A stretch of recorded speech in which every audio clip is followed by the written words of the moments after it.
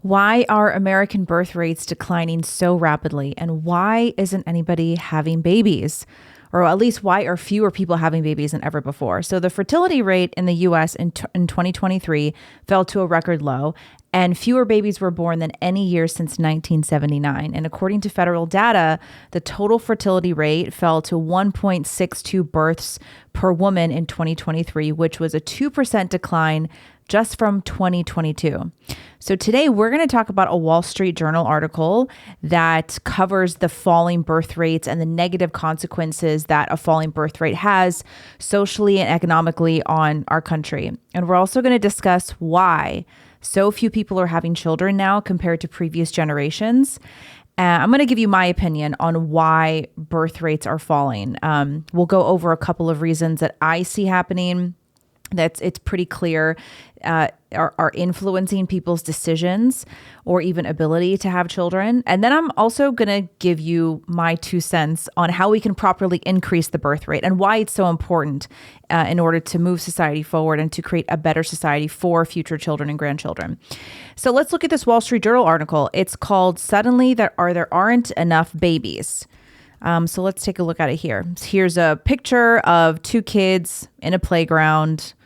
It sort of looks like not a very pretty area, like a little bit of an urban rundown area. And the headline is "Suddenly There Aren't Enough Babies. The Whole World is Alarmed." And the subhead is "Birth Rates Are Falling Fast Across Countries with Economic, Social, and Geopolitical Consequences."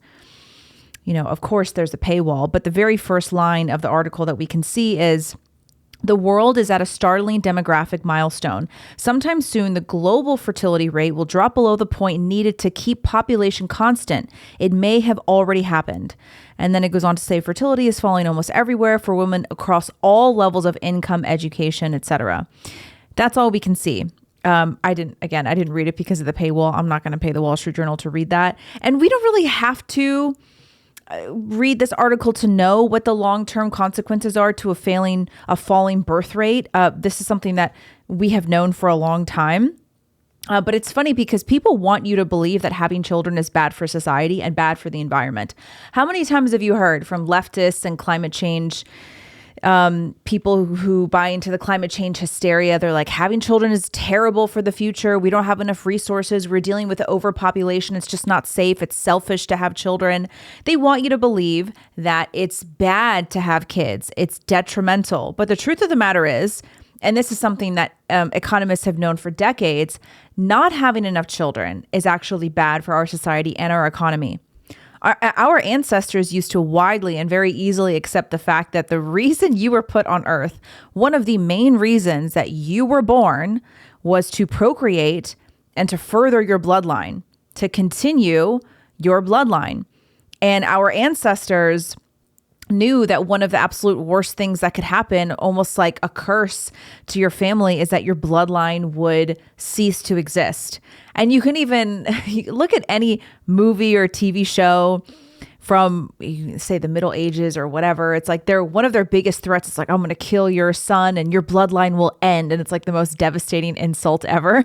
That's because all of our ancestors knew that one of the main reasons we were put on this earth was to procreate. But now all of these modern, postmodern, progressive losers are trying to convince each other that having kids is dangerous and irresponsible. How many times have you heard that? And now we see a lot of people online who are criticizing parents who have multiple children. I have seen many accounts. So it's sort of popular now. A lot of these accounts that have multiple kids, 7, 8, 9, 10 plus kids, and they have a huge following on YouTube or TikTok, Instagram, wherever. And I will always see the comment sections of hundreds of people bashing these parents and telling them how irresponsible they are for having multiple kids. That's how sick in the head these people are. I forgot the name of this girl who's on Instagram, but she just had her 6th baby, I believe. And she's so sweet. She makes sourdough and she's really nice. I've chatted with her a little bit in the DMs, Alex something. And she's just a really nice mom who just likes to share little moments of her family life on Instagram. And she once showed a little video of herself pregnant with this most recent pregnancy. And she listed out all of the years that she was pregnant. And People were bashing her in the comments and saying that she had a breeding kink. That's a new one. That's like a new insult that people try to hurl at parents who have children. And people told her that she was selfish and irresponsible for having all these kids because the planet's dying. And it was just the most depraved comment section I've ever seen. So you have all of these losers online who are convinced that having kids is dangerous for our society. But a declining birth rate and fewer babies being born actually does have profound negative implications for society, economic, social, and cultural impacts on society. So let's talk about some of the key consequences that happen when you have a falling birth rate. But first, I want to tell you about my ultimate fat loss program. I had this really great fat loss bundle that is available on sale now. I put together a ton of things, videos, ebooks, and information products that are going to help you lose 10 pounds in 10 weeks and get ready for summer. It is a fat loss bundle that includes a 10-week fat loss guide. You also get a recipe book of over 65 different kinds of recipes you can cook at home. Very easy to put together, a lot of high protein recipes with the macros calculated for you. You also get a 10-minute morning mobility video, 10-minute nutrition crash course, and a 10-minute sleep crash course, all of which are very important, of course, for weight loss and overall health. This bundle is on sale for a limited time, and it's at a really good price. So if you are somebody who wants to get fit for summer, maybe you've been struggling to lose those last pounds, or maybe you need to get started on a weight loss journey, this program is perfect for you. There's no crash dieting. I don't tell you to completely eliminate certain foods. You're not going to have to be in the gym for 2 hours a day. It's very accessible for busy people. A lot of busy moms do my program. So if you want to check it out, go to the show notes, click the link in my description, and grab this fat loss bundle before the sale goes away. The key consequences of a falling birth rate. And we're going to go through these pretty quickly. I think most of you probably know what these consequences are. Like I said, we don't necessarily need the Wall Street Journal to tell us, but let's go over them because some people actually don't know. They don't really understand that there are consequences to not having enough kids.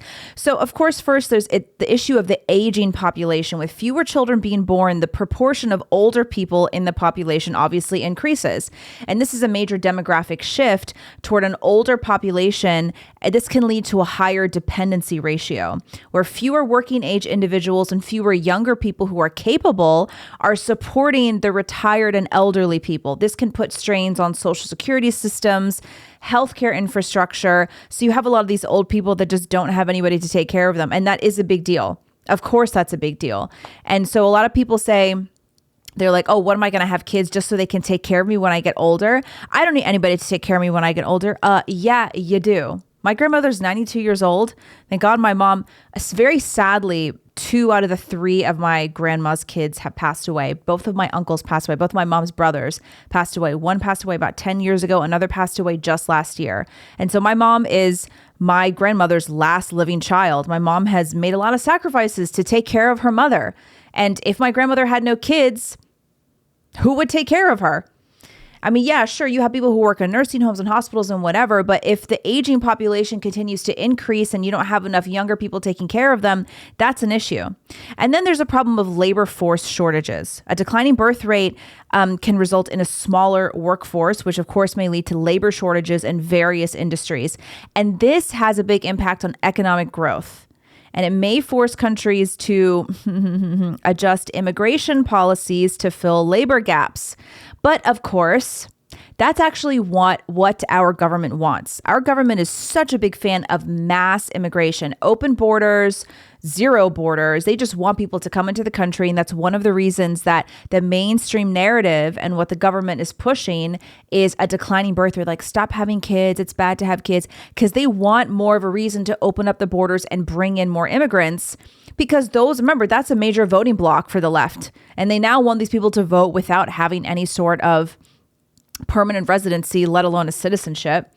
So these labor force shortages are going to cause major economic disruptions. And actually, if we have these major economic disruptions, it just gives this sort of like new world order and the one government a reason to take control of our country and implement all of these socialist policies, because our economy is not doing so great. We got to hand it over to the government. Next, of course, is economic challenges. A shrinking workforce will also contribute to slower economic growth, fewer people to produce goods and services and consume them, and that's going to result in economic stagnation. This results in, it affects national productivity and competitiveness on a global scale. We are currently a superpower in the world. You know, people argue whether we're the best country in the world or not. I don't know. It doesn't really matter if we're going to say we're the best country or not. The point is that we are a superpower. But if our economy continues to stagnate and decline over and over again, then what's going to happen is we're not going to be a superpower anymore, and we're going to be more vulnerable, and other countries are going to be a threat to us. Then there's the impact on innovation. Young populations are often a source of innovation, of course. And if you have a declining young population, you're going to see a big decrease in entrepreneurship and innovation, inventions. And these are critical drivers of economic development. There's one thing that the US does really well, and that's innovation.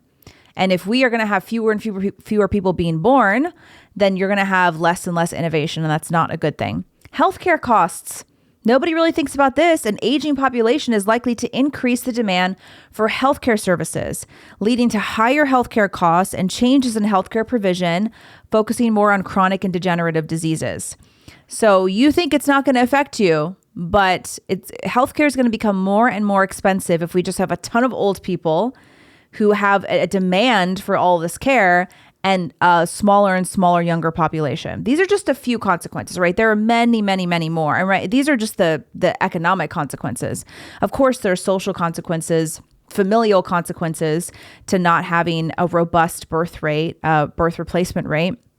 Countries that experience significant declines in birth rate often explore policies to reverse this trend, because there are a lot of countries out there that don't want to see a declining birth rate, such as incentives for families to have more children. I said this in an episode a few episodes ago. Poland, for example, if you have 4 or more children under a certain age, you don't pay income tax. Major incentive for families to have more children because they want to keep up their birth rate. Poland is also a country that has very strict immigration laws. They want their people to have children, and they don't want immigrants to come into the country. Wouldn't that be nice to live in a country that promotes family values and wants you to have children and keeps immigrants out? Wouldn't that be nice, or at least has very strict immigration policies? That's going to get that sound bite's going to get clipped. You're like, but you're racist. You're so against immigration. I'm against mass immigration. That's for sure. Maybe we should do an entire episode on why mass immigration is ruining our country and our society and our economy. But anyway, a lot of these countries that have the significant declines in birth rates, these incentives that they create for families are things like maternity leave policies, improved childcare, and measures to balance work and family life. So all that to say, no matter how much the left tries to convince you that having kids is a bad thing and that it's bad for the environment and bad for society, having kids is actually good for the economy. It's actually good for society. It is good to reproduce and to raise children and prepare them for the future. That doesn't mean that everyone has to have 5, 6, 7, 10 kids. Nobody is saying that. Two things can be true at once. Nobody is saying that you have to have a ton of kids, but it is extremely selfish in many ways for all these couples to be like, nah, I don't want kids because it's just too much work. It's too much work. Yeah, it's not easy, but it's worth it, not only personally, but collectively. It is a good thing to have children. It's good for our economy. It's good for our society. It's interesting now, though. So having said all that, it's very interesting to me that you have publications like the Wall Street Journal that are publicly admitting what a problem the low birth rate is. Because for many years, up until very recently, the common mainstream narrative was that having kids is bad for society. They told you this through the media, through Hollywood, TV, movies. Celebrities would peddle the same narrative as well.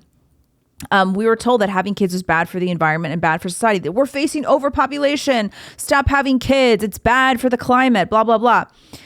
But now you have the Wall Street Journal, which is very obviously a leftist-driven publication. They're now admitting that, hey, guys, we actually have a problem. And it's not just happening in the U.S., it's happening across the world as well. The global decline in the fertility rate is a problem. So you've got leftists who have previously supported the idea of not having kids. They are admitting that this is not good for us. This doesn't bode well for our future. Something has to be done. At this point, we're going to replace ourselves. And if we continue at this rate of the decline of birth and fertility, we're not even going to have the human race anymore. So now this brings us to the big question. Why are so many people choosing not to have kids, or sometimes not even a choice? Why are so many people not having kids? So before we get into those reasons, I want to tell you about a new sponsor, Every Life Diapers. I'm very excited about this one because I actually use these products with both of my kids. My older daughter, she's potty trained, but she still wears diapers at night. I use Every Life Diapers for her at night. And of course, I have a newborn, so I use Every Life Diapers for him as well. I'll tell you the first reason why I love this brand. Did you know that pretty much every diaper company that you buy from, they donate money to pro-abortion organizations? And Every Life is openly pro-life. They're openly anti-abortion, and they're openly supportive of mothers raising their children rather than terminating their life in the womb. And this is a really big deal because I don't think people realize how many of these diaper companies are supporting the abortion industry. Every Life, of course, has high quality diapers that are going to prevent leakage, and they're non-toxic. They're going to be great for you and your babies. But even bigger than that, they're making a really big cultural impact by openly supporting life and openly opposing abortion.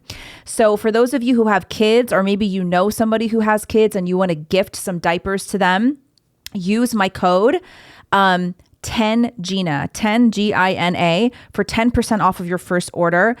Please support this company. Not only do they have great products, it's a very small thing, but one of my favorite things about the Every Life diapers is that the Every Life logo is on the front. So when I pick up the diaper in the middle of the night and it's like I have a small lamp on and it's kind of dark, I don't have to like fiddle around and figure out which is the front and which is the back. I just see the Every Life logo. I'm like, okay, that's the front. I can just put it on my baby in the middle of the night. But it's a really high quality diaper and of course a really great cause. So use my code 10GINA for 10% off your very first order. Okay, so let's talk about why the birth rate is declining. I'm going to give you my thoughts. Of course, I'm right in all of my thoughts. My thoughts are correct. Now, I'll give you my thoughts. I'm no economist, but it's pretty clear that these reasons play a very big role in the declining birth rate. And there are certainly other reasons. And I would love to hear from you guys too. If there's something that I don't cover and there's something that you see is a really big problem that's affecting fertility rates, let me know in the comment section. I think it's worth talking about. So one of the first things is cultural influence. We have the rise of hookup culture over the last decade or so. And we also have a mainstream culture that bashes marriage, that promotes birth control, promotes abortion. And this is all tied to the sexual revolution that's supposedly meant to liberate and free women from the shackles of marriage and the shackles of the idea of virginity. All of these cultural influences have resulted in fewer women having children, fewer couples having children, fewer people getting married. You have Hollywood and media showing us TV shows and movies, all these stories about how marriage is a prison. And having children and becoming parents is this like archaic, ancient idea that modern, independent, intelligent people don't need to buy into. It's just a form of slavery, that marriage and motherhood thing. And this is a narrative that's been fed to us many times. You can probably pick any movie or TV show that's been very popular over the last 10 to 20 years, and they all peddle these narratives about how ridiculous marriage and having children are. This cultural influence plays a really big role because it has fed this narrative to girls from a young age. I mean, I even think when I was a teenager, for example, even a little bit, maybe my early teens. I'm trying to remember when the Sex and the City series came out. I think the first episode was like either 99 or 2000. I graduated high school in 2007. So I think by the time I was going into college, there were definitely quite a few seasons. But anyway, it was around that time where it was the Samantha Jones character who refused to get married, and she just wanted to have sex with everybody because that was the most liberating way for her to live her life. Having children is such a prison, and it just brings you down. You have a lot of these characters like this in movies and TV, and that is going to influence the way that young women think about marriage and motherhood. This results in fewer people wanting to get married. Of course, that means there are fewer eligible bachelors, fewer eligible bachelorettes. It affects both genders, both sexes. So this cultural influence it's been building for a long time. And I think it really reached its peak probably like 7 to 10 years ago. I think we're sort of seeing a countercultural movement now where more people are interested in the family life. I think that's why you've seen a lot of influencers on social media who have big families that have really huge followings. For example, Ballerina Farm, millions and millions of followers, and they've got like 8 kids live on a farm. And these images are now becoming more popular. But for a long time, the cultural influence that ruled, and arguably still does rule, is that marriage bad, children pointless, and single independent life is good. And of course, that's going to result in fewer people wanting to get married and having kids. Or it's going to result in women significantly delaying marriage. And then they turn 35 and they're like, oh my gosh, you know what? I think I actually do want to have kids. I actually think I do want to get married. They get married when they're 35, try to have kids when they're 36, 37, not working because they waited too long maybe, and their health isn't that great, so their fertility is not great. And then that results in fewer of these women actually having children. Number 2, cost of living in today's age. Cost of living is a really big one. When I posed this question on Instagram yesterday, I said, hey, what do you think the reasons are for the declining birth rate? And most people said the cost of living. Look at the housing market. It's an impenetrable, impossible housing market now. Our parents could buy a really good starter home for like 150, 200,000. And now it's really, it depends on where you live, of course, but most places that are worth living, it's really hard to find an affordable home. And this is, of course, largely due to these greedy corporations like BlackRock, which are buying up all these properties, and the government is letting them do it because, don't regulate. Conservatives are like, don't regulate, which we're going to talk about later. And it's making the housing market just impossible. And then, of course, you have inflation rates that are making everything insanely expensive. Going to the grocery store today, I saw a meme that was like, I don't want to party like it's 1999. I want to grocery shop like it's 1999. The grocery store prices have gotten out of control. Eating out of control. Even just compared to 5 to 10 years ago, going to the grocery store now is like a huge dent in the paycheck for a lot of people. Parents need to work. You have a lot of cases now where both parents need to work, and it's harder to afford things like daycare or even schooling once the kids reach a certain age. So this, of course, is going to deter people from having multiple children because it's just too hard for them. And then the job market's not great. And we're going to get into how the government has just made so many mistakes over the last several 10 to 20 years that has really affected the job market. But, and even things like college expenses and basic costs of extracurricular activities for kids. I mean, I remember when I was a kid, the salary that my parents lived off of, like my mom was a stay-at-home mom.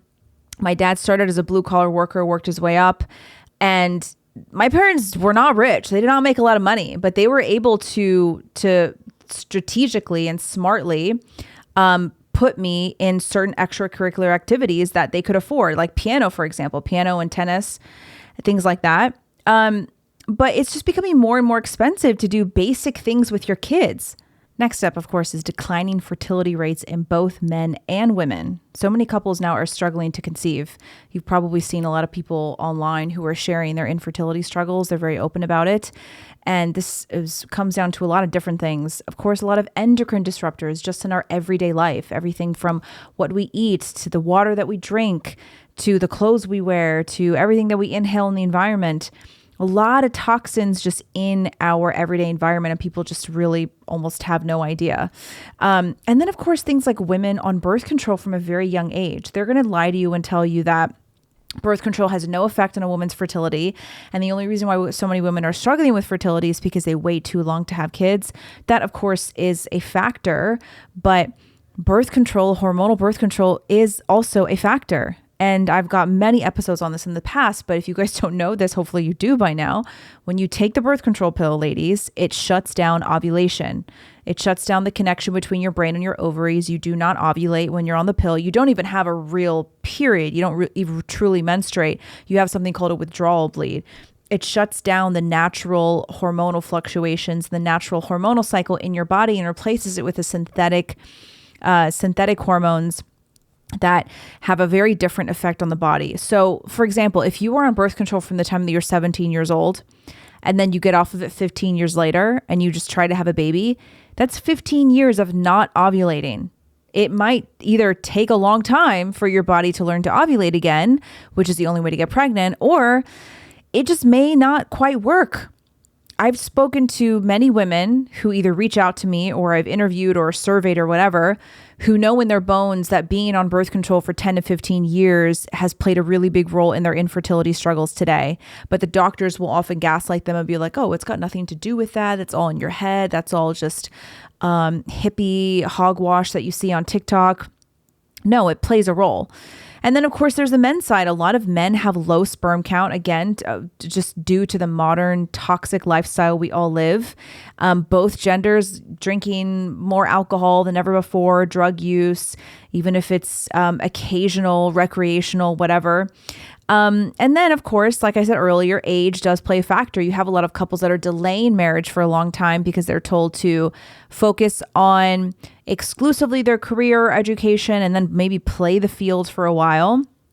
And then they start trying to have kids when they're like 35 years old, and it's a little bit too late by then. And the women really struggle, and then they have to do IVF or freeze their eggs. And it's sometimes out of people's control. And then, of course, there are some people who are just now inexplicably struggling with infertility. They can't really find a reason why, but it's just our modern lifestyle just gives us so many endocrine disruptors at every turn. We don't even really realize it. So of course this affects the declining birth rates. And then a big factor that most people don't talk about enough is a lack of support system. A lot of couples today either don't want any kids or they don't want any more kids than just like one, because they don't have the support of family or even friends that our ancestors had. I was just talking to a family member a couple days ago. They have one child. They live in a major city in the US and both parents work. And he told me there's just no way they're having another one because it's been too hard to do it all by themselves. They both have the wife has to commute to work, has to leave pretty early every morning to commute like an hour and a half to work. And the baby has to go to daycare. And they're like, yeah, we're not doing another one because we don't have the support system. We don't have family to help us. And we don't have the high trust villages of the past. And now many families are separated, including extended family. So a lot of parents, they don't have the bandwidth to have any more kids. So they're just having one, or in some cases, none. And this lack of support system is not even necessarily the fault of the parents. It's just an unfortunate product of this highly individualized society that's partly a product of industrialization and just modernization. It's separated a lot of families. It has, this American dream of pulling yourself up by your bootstraps, the white picket fence in the suburban area of, whatever city, so whatever town. It's great. It has many positives, but there are some downsides to it. And one of the biggest downsides is we're hyper individualized. So a lot of parents, they don't have the support. And I was just talking about a tweet that I shared the other day on Instagram. One of the reasons why we've got such high rates of postpartum depression is because mothers don't have support. They're totally alone and isolated, when just a generation or two or more ago, women had an entire support system after they had a baby. And now it's unheard of to have that. So in many ways, I understand why there are a lot of parents that don't want to have more kids because it's just so hard for them. I mean, we feel really blessed. My husband and I feel very, very blessed. My parents live in our neighborhood. They are less than a 5-minute walk away. We see them multiple times a week. We share dinner together 3-4 nights a week. My parents still work. They're retired, but they still work kind of like part-time. My mom's almost full-time. But on the weekends, my mom helps with my kids. And it's so supportive to have somebody even help you make meals and help with the kids for like an hour on a Saturday afternoon where you want to get a couple things done or you want a little bit of time to yourself as a mom. During my postpartum phases, my mom helped a lot with cooking, especially this time around. She made me bone broth and things like seaweed soup, which is a very common thing that Koreans make for postpartum moms. And I just had my fridge stocked with food all the time during postpartum. I mean, I still do because I'm only a couple weeks postpartum now. And even outside of family, we have a really supportive community at church. So our Orthodox Christian parish, we always do a meal train for postpartum moms. And we have had meals coming in for a couple of weeks now, every other night. Those little things make a huge difference when you first have kids. And even just having a lot of other friends in church with young families and young kids, we're there to support each other, help each other out when things get tough, or even just when we need a little bit of time to ourselves or whatever it might be. There is a support system for us. And that's why we feel like we're not so overwhelmed. I mean, parenting is never going to be easy no matter how much support you have, but we are not those kinds of parents that feel so overwhelmed like it's just consuming our entire lives and we have zero time for ourselves. So having said all that, my heart goes out to families that don't have a support system, because I'm sure it's really difficult. I talk to a lot of these families, some of them family members, some of who live far away, and some of them friends who also, live far away and don't live in our area. It's not easy. So I think it definitely plays a role in why people are choosing to not have kids or not have any more kids. Those are the things that I see. So if there's anything else that I missed, do you guys see any other factors that play into why people are choosing not to have kids? I'd love to hear in the comment section. It's, a lot of it is just the decline of marriage, the decline of valuing children. That's another one too. Children are just not valued in today's society. I did a couple episodes recently, one about how people were complaining online that children were in public spaces. Like they're mad that kids are at the grocery store out of all places. They're mad that kids are at Costco. And you see a lot of people getting online and talking about how they prefer pets to kids. Our society, our sick, modern, Western American society does not value life. Look at how high the abortion rates are and how much people support abortion on demand, many times up until full term, up until birth. So it's unfortunate, the lack of value that our society places not only on marriage, but on family and children as well. So how can we increase the birth rate? I think this is an important question. It's not about lecturing or preaching at people. When I'm asked, what do you think we should do to have more people get married and have kids? First thing I always say is, it's not about lecturing or preaching at people. We need more people to live beautiful, inspirational lives with full families, with kids. And the younger generation needs to see more people who are happy and joyful in their family life, who are enjoying family and parenthood. Not to say it's going to be easy, but I think the younger generation needs to see more people who are displaying the fulfillment and the reward that comes with family and parenthood. And this is going to have a much bigger impact than chastising and yelling at people who are single or not married or don't have kids, because this whole like scolding thing and being like, you're such a whatever for not having kids, that is not going to have nearly as much of an impact as people who just live beautiful, happy lives. And I did a previous episode a couple months ago about how Sophia Richie, now known as Sophia Grange, she's doing more to increase the birth rate than just about anybody in conservative media. Why? Because she does not stand on her soapbox and yell and point her finger at Gen Z and say, hey, marriage is really good for you and that's the way to do it and you should get married young and have kids. She's not telling anybody to do anything. She's just young and beautiful and fabulous and well-dressed. Yeah, she's rich too, but so what? And she had kids. She had a child within the first year of getting married. She had the most beautiful wedding, and she's totally transformed her style into this very like timeless, classic old money look that's actually quite modest. And she's not waving her finger and wagging her finger at people and telling them to dress less like sluts and to get married and have kids. She's just living it, and she's doing it fabulously. And the younger generation sees that, and they want what she has. Same thing with people like Ballerina Farm. You've never heard Hannah Neeleman ever get on her Instagram live and talk about how important marriage and family and children are. She just lives it and does it fabulously and beautifully and naturally. And people want that. They want to see that. People respond to influence and joy more than anything else. They respond much less to people lecturing them and yelling at them. They are much more likely to want marriage and children and family if they see more people who are ahead of them in life enjoying those very things. So if we want to increase the birth rate, we need to all have more kids, especially those of us who were of age to have kids, and we need to do it joyfully so that the younger people see how rewarding it is. Even in the sort of microcosm of our parish, I see a lot of these moms who have older kids, and they're ahead of us in life. They're 10, 15 years older. And I look at them and I'm like, oh gosh, I want what they have. They've got multiple kids and they do it so well. It's not perfect. Life is never going to be perfect, but they're so joyful and they have so much love in their home. And I so admire the way that they homeschool their kids and the way they raise their kids to be social and engaging and smart and intelligent and beautiful. And I'm like, oh, I want that. And that's what the younger generation should feel when they look at us, when they look at millennials. But I think even bringing it back to more of the conservative side of things online, the conservatives have a really bad habit at just lecturing and whining and scolding people. It's not attractive. It's not going to really change minds. It reminds me of this question that I get a lot from the health and fitness perspective. I always get asked, hey, Gina, how can I get my sister or my mom to lose some weight? They're really unhealthy. It's very similar to the question of, hey, Gina, my best friend's she's a very liberal feminist who supports abortion. How can I change her mind?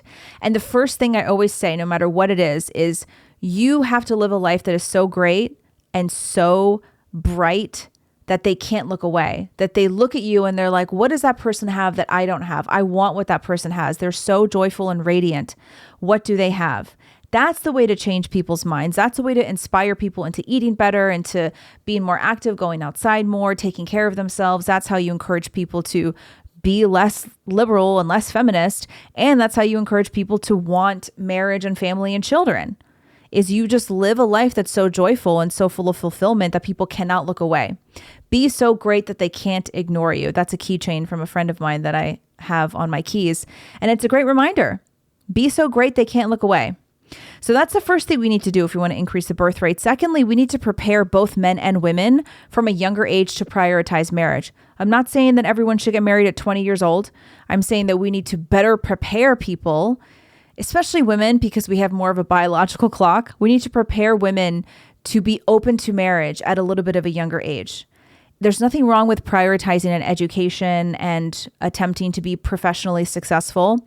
There's a lot of stuff coming from the right now where people are like, women shouldn't even go to school. There's no point in you going to college. I disagree with that. I think that getting an education and pursuing a certain professional career is a good thing for young women, because that's actually how you meet the best type of men. Even back to that, I've referenced this movie once on my show before, the movie Mona Lisa Smile. Like back in the 50s, women went to the best schools they could possibly go to. Why? Not necessarily so they could have a great career, but so they could have the best pick at a husband, so they could have access to a really high quality pool of bachelors. And I don't think there's anything wrong with women sort of approaching education in a serious way, not like getting gender studies degrees or like any of these ridiculous liberal arts degrees that mean nothing.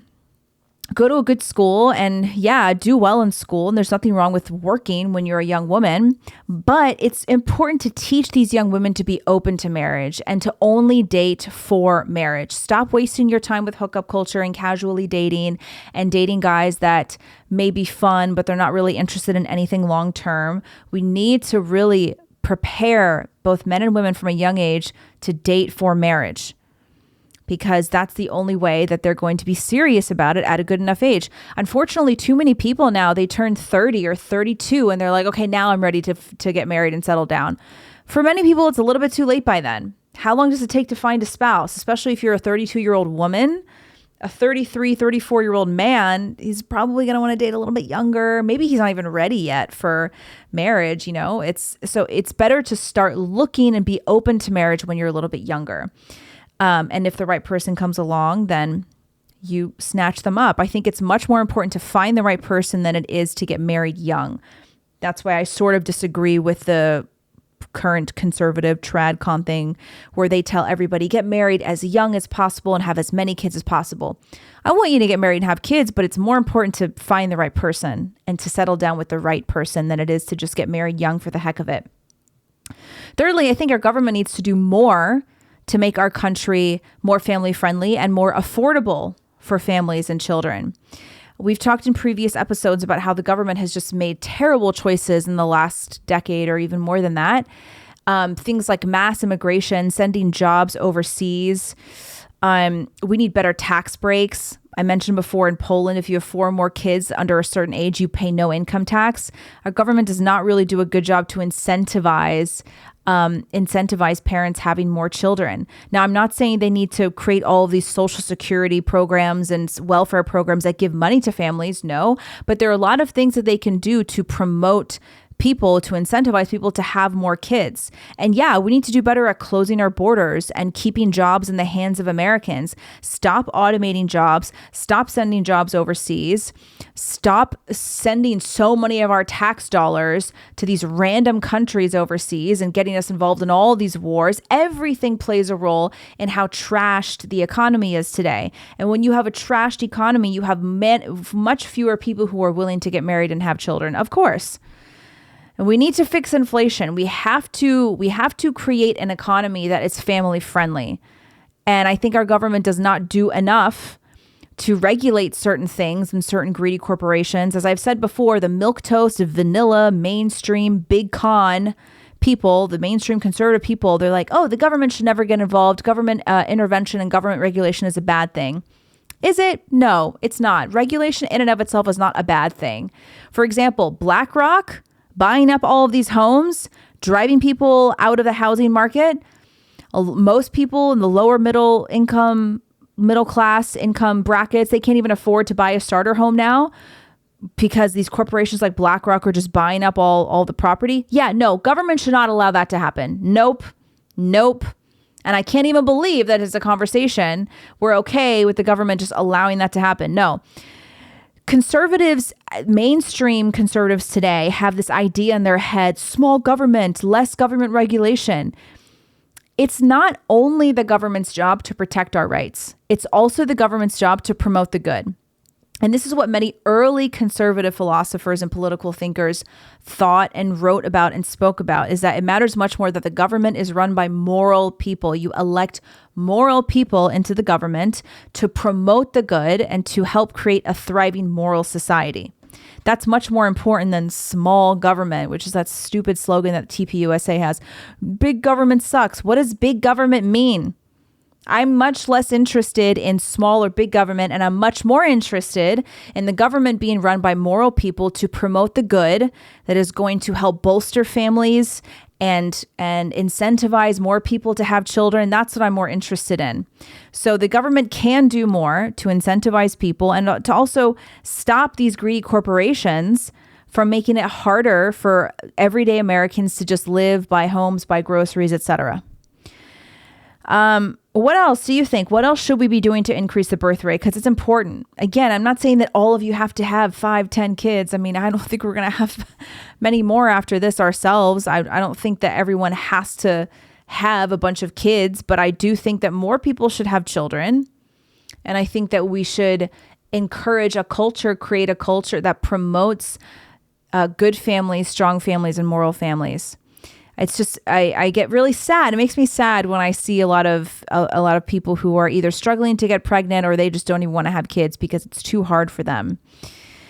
There's something weird about that. I think another thing is our culture is just so averse to hard work. We don't like hard work. We prefer to be selfish. We prefer to have all of our time to ourselves. We don't want to devote our time and our energy to kids because it's a lot. I remember my husband, I'll never forget, my husband told me after our first child was born, he was like, I didn't think it'd be this much work. When my daughter reached like a year old, he was like, wow, it's like, it's a lot of work to have kids, because he didn't really spend much time around kids when he was younger. I was like, yeah, it's not easy. Especially if you don't like have a lot of money where you can hire a team of people to help you with cooking and cleaning and nannying and all that. You know, I know a lot of people who like, they have a night nurse, so the mom never has to wake up at night to be up with their kids. Like, that's a luxury. But if you don't have any of that, parenting can be really tough. It's hard, but it's rewarding. It's the most fulfilling thing that we'll ever do. So thank you for watching, guys.